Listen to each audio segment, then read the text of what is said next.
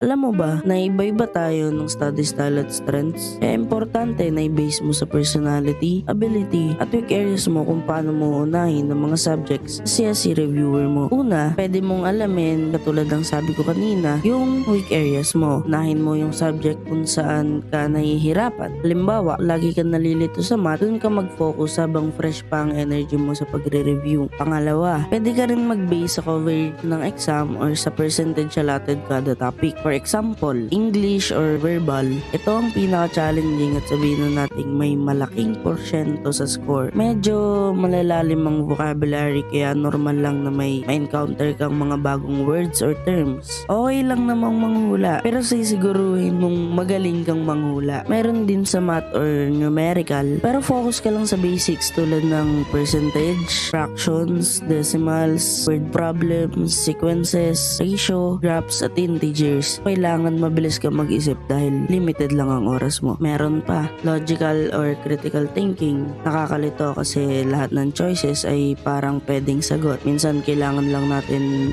intindihin yung tanong para makita yung tamang sagot. At isa pa, general info. Madali lang to at maliit lang din yung impact sa score. Ito galing to sa isa kong video, comment ng tropa natin. Kung mahilig ka sa politics, public advertisement, government functions, and Philippine Constitution, yan, malaki may tulong yan. Kung confident ka, pwede mo rin unahin ng general info na sagutan para madagdagan yung confidence mo sa pagsasagot at yung sigurado mong points. Yan, para updated ka sa lahat ng CSC news or exam coverage, review tips, pwede mong i-follow yung mga pages and resources na ilagay ko dun sa isang video, which is ito, and ito pang Facebook page na to.